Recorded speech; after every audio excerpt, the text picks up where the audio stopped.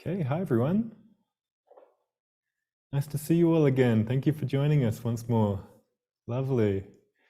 Yeah, well, we have a beautiful day ahead of us. I'm Peter, for those who are new, I'm the host. And so we're going to start with some commentary by David. He's here with us in the studio. And then, later on we'll have a Q&A session with David. We'll have a little break in between that, 10 minutes. And then, later on today at 4 p.m. MST, we have our worship session.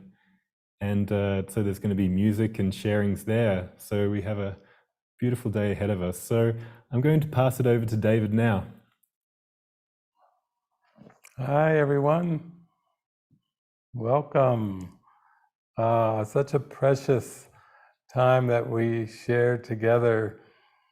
We're really in a deep prayer to the Spirit to really show us the way moment by moment, to loosen from our belief in the false identity, the image that was made to take the place of our beloved Christ self.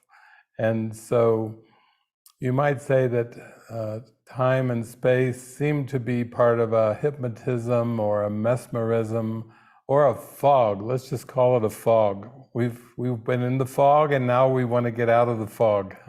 We want to rise up beyond the fog and experience the precious light and all that warm love that we were given in our creation. So every week we come to these sessions on Saturday, and through Facebook polls and tribe polls, we basically put out a series of 5 themes, and then we ask people to vote or just say what they want most to dive into on Saturday. So we keep it very relevant, very practical, and I know when I see the results of what comes in, that's what I start in with my prayers. I just am praying to Jesus, help us experience in a direct way the theme that is most important for all of us. And of course, some of you read through the themes and you vote for all 5. That's good too. We don't mind. We understand. We want it all. We want to know our true self, our true reality. So that's good too. But generally, we take a look and see what themes are there, and then we go from there. And we pray for a direct experience. So this week, the theme that came in first place by far is fully saying yes to the present moment. Wow.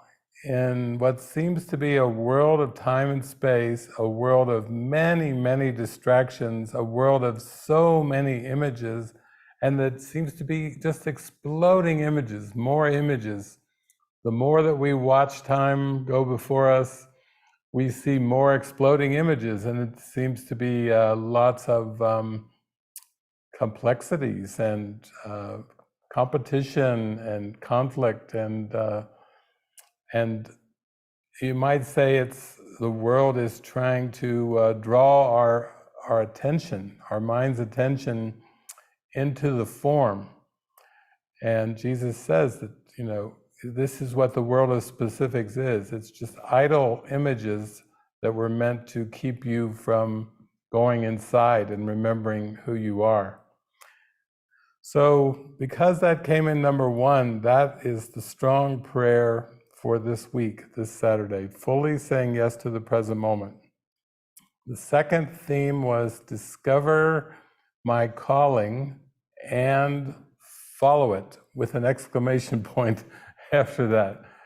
Really follow it. This is not like a side priority. It's like waking up to our beloved Creator is top priority. Discover my calling and follow it. And a lot of people on the spiritual journey, they actually will tell me, they say, I had to wait until I felt it. But once I felt my inner calling, then that made the decision easy. Like it was somehow preordained or destined that I was to follow this inner voice and wake up to remember God. It's almost like it's activated, but it's also destined. So many people tell me once they really felt that inner calling, that was all she wrote for this world. They had no interest in dilly-dallying or compromising or delaying. The interest in delay is gone down, down, down, and the passion to wake up is very strong. The third one is deepen my desire for God. I think all of us know that there's a desire inside of us to know the truth, and you can call it a desire for God, a desire to remember God, a desire to bring an end to this memory problem, this amnesia, where we seem to have remembered something else that's very strange and very disorienting. And then when we come back to the love, we start to really get focused in. And that's what this third theme is, deepen my desire for God. Number 4, transcend the body through function. Instead of the movie and the famous phrase, show me the money, we're saying, show me the glory of God. Show me the light. Show me eternity. That's what I want to be shown. I'm not interested in the trinkets of this world. I want to know the truth of who I really am and who created me. That's the burning passion inside. So that involves transcending the body through function. And we could say the function is forgiveness, to learn how to forgive illusions and accept the truth. And finally, I take the second place to gain the first. That's a variation of I choose the second place to gain the first, which is a workbook lesson in A Course in Miracles. So it's basically saying, let me be humble. Let me release all pride, all arrogance, all sense of a personality self, and let my awareness merge back into the all, into the everything, into the love, into the oneness. I would rather know myself as the all, as God created me, instead of to identify with this little mask, this little personality mask, because identifying with the body and with the mask has just brought experiences of stress, anxiety, confusion, fear, guilt, suffering. It's like when you just even begin to look at the list of all these emotions that are generated by identifying with the personality self instead of our vast, vast Christ self that is a perfect creation of God, then it starts to be, okay, I'm ready to, whatever I've been doing, I'm ready to open up to the truth of my being. And I have heard different people say that when you are identified with the personality self and with time and space, everything is about gaining something, achieving something, reaching something in time and space, trying to be superior. We have strange notions of productivity, that somehow we're supposed to be productive in time and space. And I think all of the great spiritual traditions, whether you go through Buddhism or Hinduism, you go through the ancient scriptures of the Vedas, you look at A Course in Miracles, all of these amazing perennial wisdom teachings are saying, no, the pathway to know yourself and to know God is to drop the mask, drop the pursuits, accept who you are right now, and drop the pursuits of time, which are saying that you were not worthy in the past and you need to do something to be good enough, to be worthy enough or respected enough. And I think we're learning from the perennial wisdom, we can stop this now. This game of not good enough, it's not our destiny. We don't need to play that game. Right now, we're perfect as we are right now, so why should we try to improve on perfection? If God created us perfect right now in eternity, and the present moment is the gateway to eternity, the closest approximation of time that is given to us is right now. So it must be that right now we are innocent. We are whole and complete right now. That's the truth. And then we have to drop all beliefs and thoughts that would tell us that we are lacking, that we are somehow falling short, that somehow we are not deserving of this beautiful essence that we truly are. So this is going to be fun today. I'm going to have so much fun with you. I hope you have as much fun as I'm going to have today, because when I looked at that first theme, fully saying yes to the present moment, I just prayed and prayed to Jesus. I said, this is really what we're all calling for. We want to devote ourselves to the present moment, but in this world, it seems like there's so much else that's before us. It's like the trick is trying to distract us into everything but the present moment. You know, people say, don't waste time. Time is money. And a lot of times we hear phrases like, well, I've got some time to kill this afternoon, or, you know, all these cliches about time. And actually, I think we're more interested in the present moment than we are about time in general. We would love it if we could come drop into the simplicity of the present moment and have no worries, no cares, no anxieties, and no regrets, and no grievances. In fact, I would say the present moment offers everything that we want. In fact, I think if you go fully into this moment, you'll find you can't even find an opinion in the present moment. Isn't that delightful? What a life.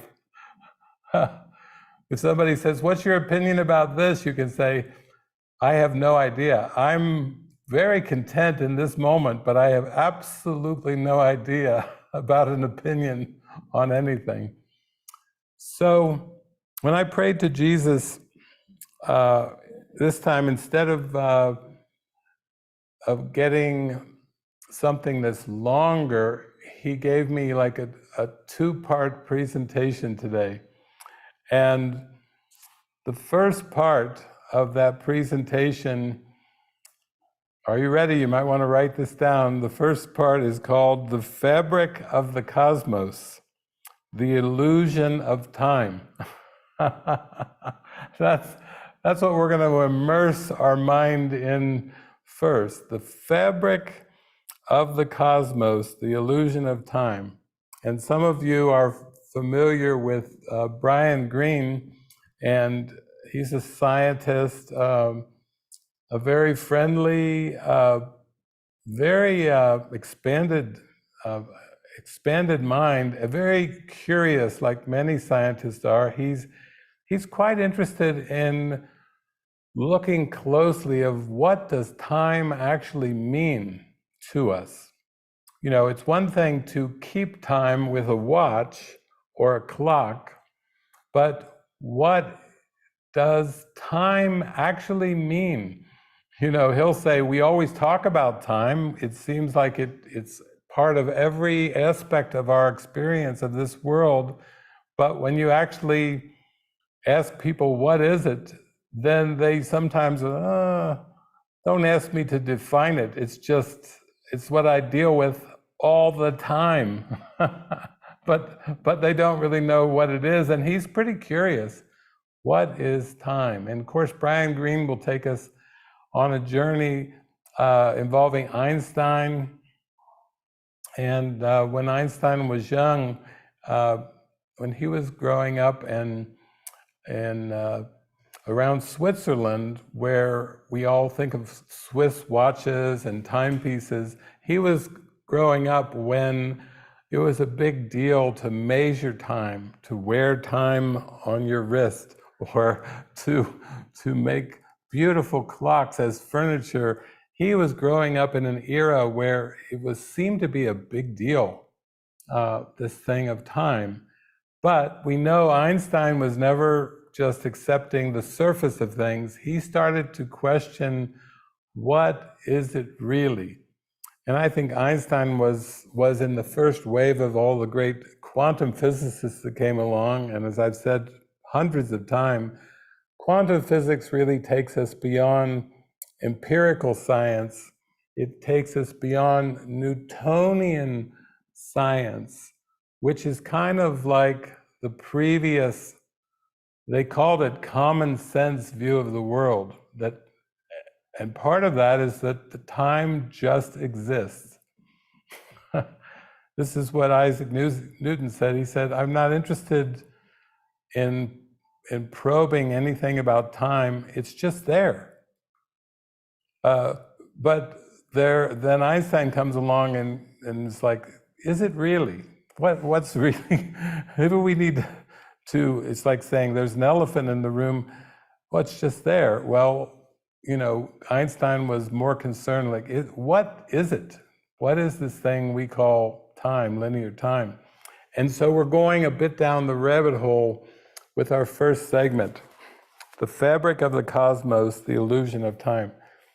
Now, I know some of you are saying, if the goal that Jesus has got for us is fully saying yes to the present moment, why is it that we have to watch a segment of scientists looking at the belief in time? And it's like with A Course in Miracles, Jesus will say, here are the laws of chaos, and this is what you believe. And when he goes through the laws of chaos in his text, he will say, you may disagree. You may say, I don't believe in any of these things, Jesus. You're just coming up with laws of chaos, but I don't believe in these laws of chaos. And he says, brother, if you think your feet stand on solid ground, you do believe them. You see how Jesus is so sweet. He gives us the laws of chaos, and he knows the first thing that we'll say is, not me, Lord. I believe in love. I am not a fan of the laws of chaos. And he's like, well, actually, if you believe your feet are on solid ground, you do believe them. So that's why our first segment today is going to be the fabric of the cosmos, the illusion of time.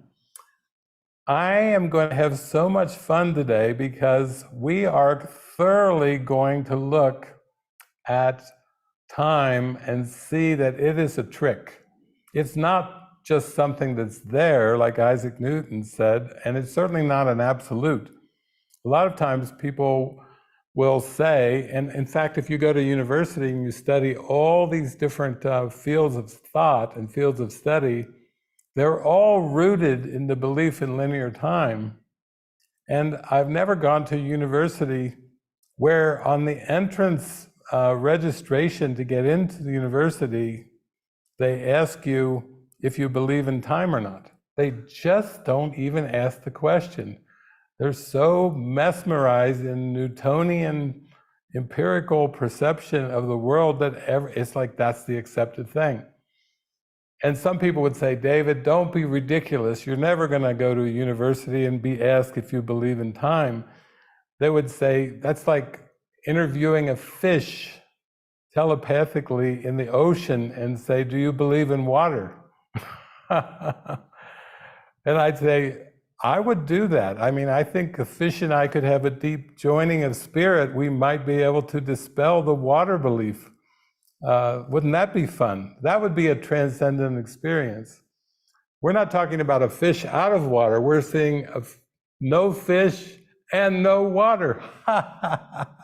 That's the kind of fun I have. These are the kind of discussions I enjoy. How can we actually start to dispel everything that we believe in?